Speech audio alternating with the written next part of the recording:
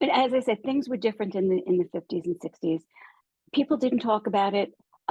What I thought was going on in our house, of course, I was told to keep it a secret that it was a family, kept in the family, but it really wasn't talked about very much at all. I Ugh. mean, I thought it was the norm. I thought what we were doing, everybody did.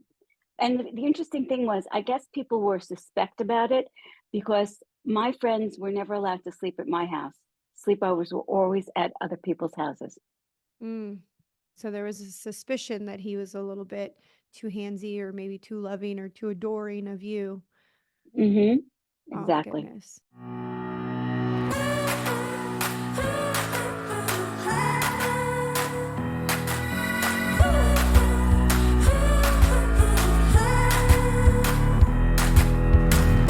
Hello, hello, and welcome back to Journey of a Fearless Female. I am your host, Paola Rosser, and this week my guest is Nina Rubin. She is an expressive and personable social marketer, radiating enthusiasm in her quest to empower others towards being their best selves, including financial independence and security. Her focus on aesthetic and wellness merges seamlessly with her desire for entrepreneurship, indicating a strong drive paired with charm and warmth. She's thriving, but has survived a very dysfunctional childhood, including incest with her parents' tumultuous divorce. And she's coming up with her 50th wedding anniversary as a mom of three grown children, and her children are in their 40s. She has six grandchildren and two fur babies. So please welcome Nina. Nina, thank you so much for being on the podcast. Let's talk about your journey as a fearless female. In your bio, you said you were a survivor of incest. Hmm. So let's go back to the beginning. Where did your journey begin? Well, I was the youngest of three children. I was the only girl. And my father was emotionally abusive, verbally abusive, and sexually abusive. And he groomed me to be his little princess. And that started at about age 5. Five. Yeah. Oh my gosh. Well, actual penetration didn't happen until about age 10, Oh my gosh. but Um, he would play with me. oh my goodness. So when you were five, how did the grooming begin? He would just touch me. I would bathe with him. Um, he was extremely affectionate, and where he beat my brothers up, he made love to me. And your mom didn't think there was anything weird about that? My mom did, but unfortunately, my father was a dentist, and back in the 50s, there was no such thing as triplicate prescriptions. And we had a live in housekeeper who was a big woman, and my father would give her pills to force down my mother's throat to keep my mother drugged. Oh, so he was Yeah, drugging her in order for her to not be competent enough or aware enough to notice what was going on behind closed doors. exactly. Oh my goodness. So this happened all the way until you were 10, or how long did the abuse last? Um, well, lasted actually between, I put a stop to it at age 12 when I realized that I was no longer a virgin and it hadn't been my choice. And then, unfortunately, for circumstances, I ended up living with my father and stepmother starting at age 15. And I had to resume the relationship because my stepmother took care of her children and I had to go to daddy to take care of Mm. financial needs, clothing, etc. Now, I remember you telling me because I've talked to you before. I've actually interviewed her in the past, but unfortunately um our camera or whatever happened, something happened and the audio just went bad and I couldn't publish it. But I remember you telling me the first time that they had sent you to therapy and you thought that this was going to be the time where you're able to tell the truth and the therapist was going to help you and get you out of the situation. Tell us how that went because that was a pretty interesting and pivotal point in your life. Yeah, well, it was very interesting because the therapist was a friend of my father's. He was the founder of the Institute for Rational Living in Manhattan. His name was Albert Ellis. And his response to me when I came to him as a troubled teen about virginity was, if it feels good, do it. And that led me to a road of promiscuity. Oh my gosh. Yeah. And I remember you saying that he basically, because the therapist was your father's friend, he basically encouraged it. And then, the father was also like letting him know, please don't tell the authorities. And, it was just, you were You made know, to it's okay. believe. They didn't go to the authorities back then. That was in the 60s. Incest and abuse was swept under the carpets. Yeah. It wasn't like it is today. It wasn't considered child abuse because nobody really talked about it. Oh, unbelievable. Yeah. So I wanted to ask you, how did you make it stop? I know you said you stopped it at the age of 12. How did you make it stop? Well, once I became, well, I stopped because I no longer wanted to participate until, as I said, when the divorce went through and my father and stepmother bought a new house. I was a materialistic teen and I wasn't going to live with my mother in a one-bedroom apartment with a crappy car and sleeping on a couch. So Mm. I insisted that I live with them. And then it resumed out of necessity Yeah. because my stepmother would buy her children's clothing and take care of them. I had to fend for myself, and fending for myself meant getting help from daddy. Oh my goodness. You weren't a material. I don't feel like you were a materialistic person because of your own design. It was, he gave you things, right? Kind of just like as a gift, as groomers do, like. Sort of like I can give you a perfect example that just pops in my head. I needed a winter coat. We lived in Queens. My father's office was in Brooklyn. Had to drive to Brooklyn to his office, which was about an 40-minute drive. And I had to be nice to daddy. Then he gave me $100 to go buy a winter coat. Winter coat. Hmm. Unbelievable. So how long Yeah. before it completely was done? Like when was the realization in your life where you were like, this is not normal? In my late teens, when I was towards the latter part of high school, Wow. I finally put an end to it and said, like, this is my life. This is not what I want as a part of my life. Who was the first person you told outside of like your family? Um, I'm hard pressed to remember that, to be very honest. I Well, mean, I was always pretty vocal about it. I have been vocal about it forever. that's good. I mean, it's good that you're telling your story because it helps other people realize that they weren't the only one and that it does Hmm. happen because child abuse, they think it's going to be some stranger. A lot of the time we were taught, especially like growing up, I remember stranger danger. It was always somebody Hmm. outside of the house. It was always some weirdo in a creepy white van, but it could have easily have been your father or your uncle or your brother.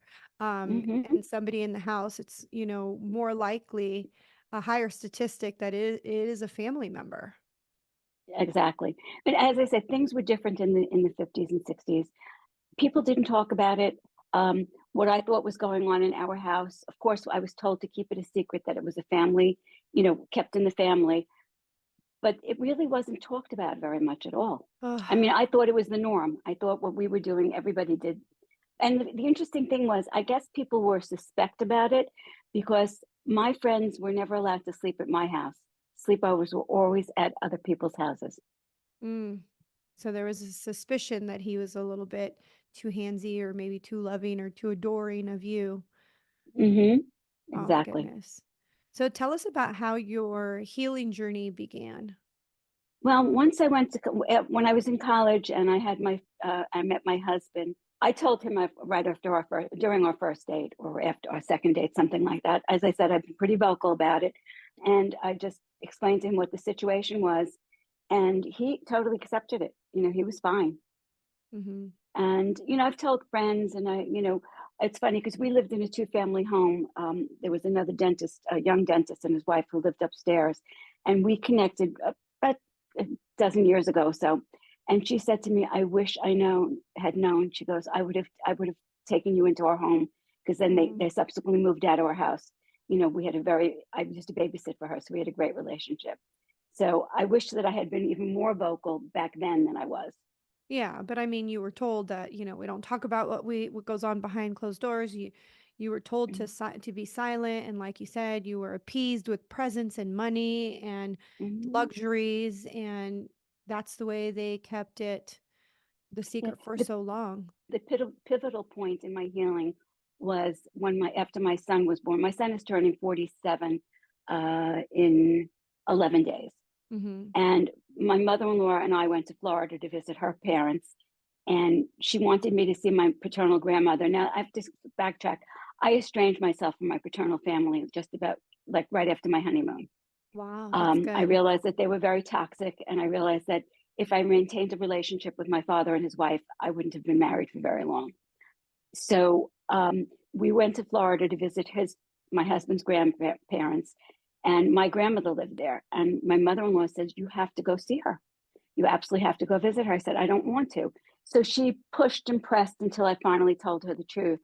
And when I told you the truth, and I started the conversation by saying, "I'm a victim of incest." And she grabbed me by the shoulders and she literally shook me. And she goes, "You are not a victim, you are a survivor." Oh, And that changed the whole trajectory of my, then going forward life. oh. So you never went to go visit the grandmother and you didn't take your No, children? I did. No, Oh, I you did. did? No, I did. Well, at that point, it was only my eldest. We didn't have the other Okay. children. But yeah, no, I did. She said she's still your grandmother. She deserves to see her grandchild, Uh-huh. her And great grandchild, rather. and now you no longer speak to that side. Did the wife of your dad, your the new stepmom ever knew, or did she know, or? Oh, she knew. And when he went to put the moves on her daughter, it was kiboshed immediately. Oh my gosh. Yeah. Unbelievable. Yeah. So So it was like I said, the Cinderella story. yeah, did your father ever get any charges pressed upon him or no? No, And no. your mother never knew, or she just was No, unaware? she knew. I think a very interesting story. When I was 6, we were out at a restaurant. My father was on one of his hypnosis conventions. He was hypnotist, and we went out to dinner. And we were having work done in our house. We were having a dormer made for my eldest brother in our house, and at the restaurant was the contractor who was doing the work. And my mother got up and attacked the contractor. He was with his family, stating, "You're abusing my daughter." So she was doing a transference. She was Yeah. accusing the contractor of doing what my father was doing. Then my brothers called my father. My father came right home, and my mother was committed into a mental institution. Oh. Yeah. I remember going to visit her at the hospital, standing on the ground floor. She was up on the 6th floor and me waving to her. And then when she came out of the hospital, she had gotten electric shock therapy. My brother had to teach her how to cut food. I Oh mean, my they made it. God. So she had to start all over with no recollection of anything that went on in the past. Unbelievable. Yeah. I can't even imagine the pain and the trauma and the lies and the secrets and everything that you had to hold on to for so many years. Thank God that your husband was a safe place for you to be around and to be able to share your story and to have that Hmm. loving and safe place, and he protected you. Yeah. And his parents. His Yeah. father was the first man that I could, well, other than my husband, where I would go for a hug, and it was an unconditional love. There was Yeah. no strings attached. It was just, and they were my rock, from the time I met them. Oh my gosh, that's amazing. All right, so let's talk about how you flipped your life around and what you do now. Well, I flipped my life around after high school. I went to school. As I said, my father was a dentist, so dentistry was in my blood. So I went to school to become a registered dental hygienist. Did 2 years of schooling and then worked for a year and a half. And Hmm. then decided to get pregnant. And my husband said to me, "You don't have to work anymore." So Nice. of course I said, "Okay." Yeah, everyone's like, You don't yes, have to let's do twist my that. You arm. don't have to twist my arm. So I didn't work. I shouldn't. I didn't get paid for what I did. I became a full-time mom, and that Hmm. was the greatest joy of my life. It was so important coming from a dysfunctional family and broken home. It was so important to me to have a functional family and have a stable home for my children. Oh, beautiful. Did any of because people say that once you have a child that like the trauma comes back. Did you find any like symptoms or anything that might Mm-mm. have come back when your children were born? No, no, not at all. And it's funny because my children always knew that I was estranged from my father, and Hmm. the explanation they always got was that he was mean. When my mother was killed in 1995 in a vehicular homicide, a cab driver ran a red light, and it was traumatic brain injury. Oh my She gosh. had kept, yeah. But again, you notice I'm not tearing up or being emotional about it. She went the way she wanted to. She was way too young, but she didn't know what hit her. But Yeah. she had memoirs where she talked about the abuse and how she failed me. Mm. And that was the time, that's when I had to come out to my children and say to them exactly what happened. And how did that So, conversation go? you know what? They were normal, adjusted children, so it went very well. That's good.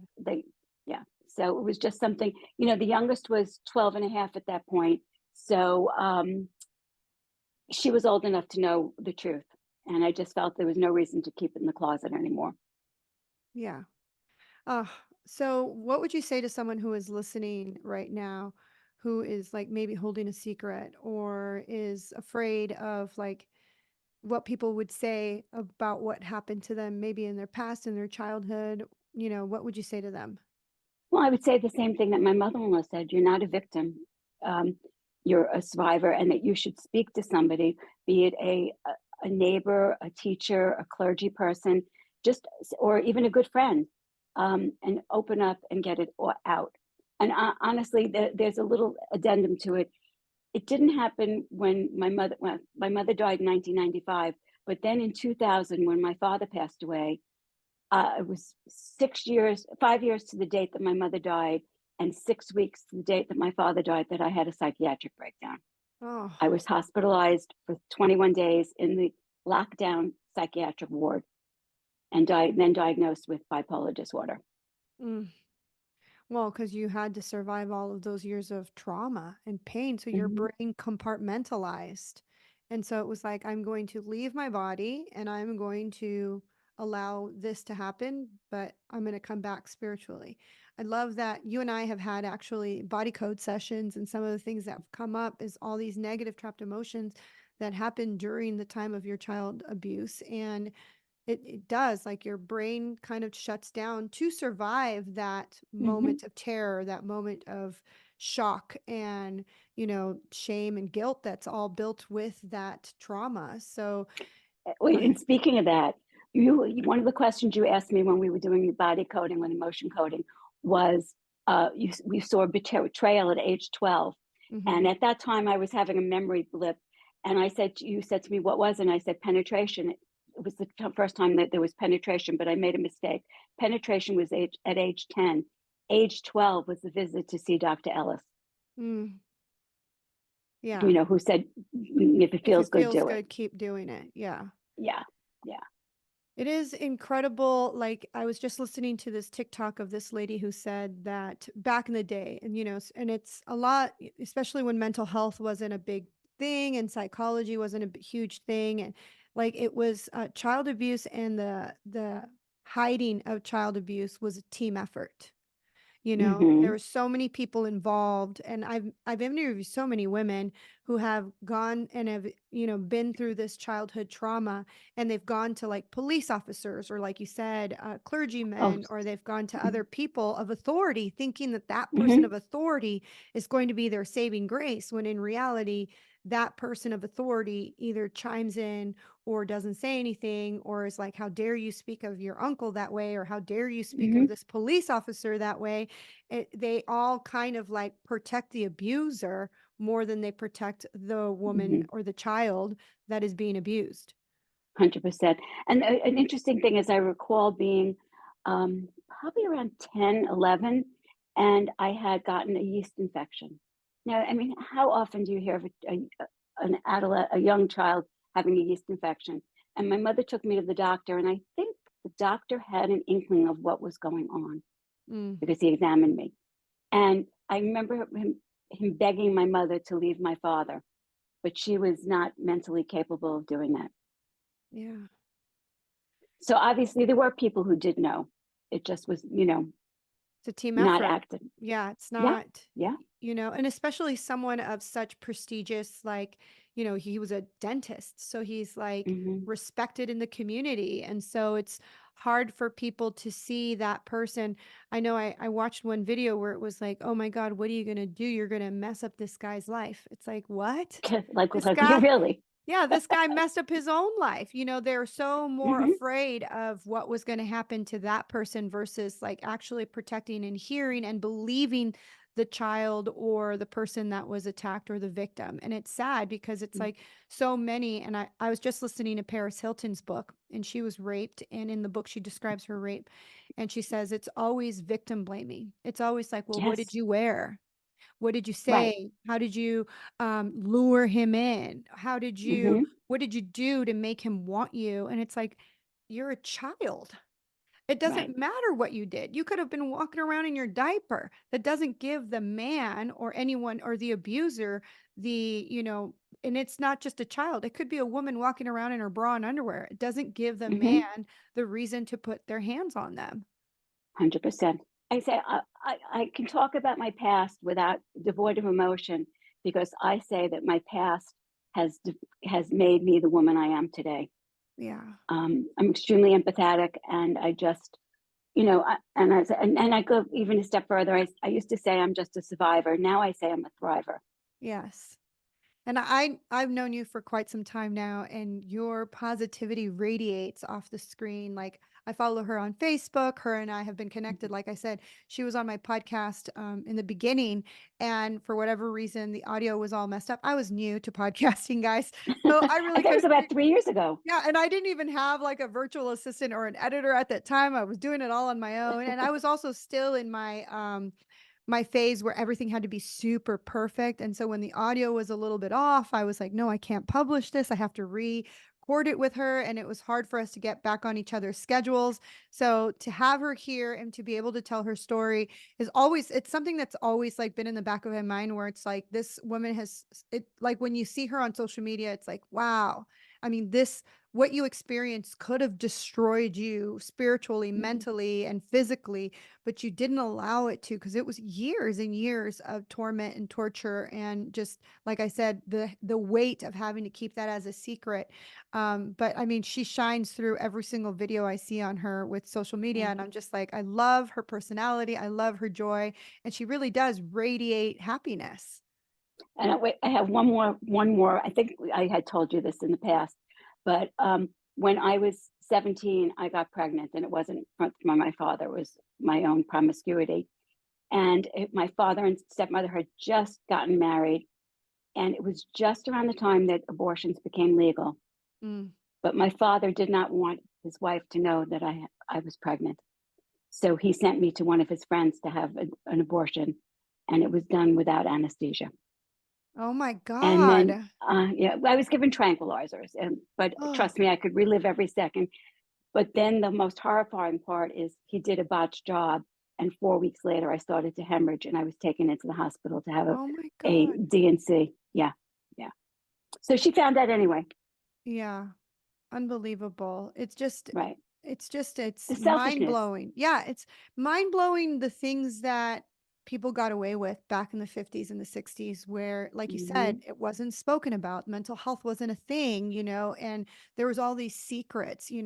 My husband and I talk about how like the 50s and the 60s were like the generation that had it good, but in reality, you guys didn't have that good. I mean, yeah, there was just a lot of secrets. I feel like there was a Yeah, lot of things that were hidden. There wasn't social media where you can talk about it and you can have these open conversations, and therapy wasn't a huge thing. And if it was, I mean, look at the advice the therapist was telling you. right, If it feels good, keep doing it. No, that's not good advice at all. right. And the only blessing that's come out of my father is a year ago, August, I got a phone call. My brother had done ancestry, and I have always wanted a sister.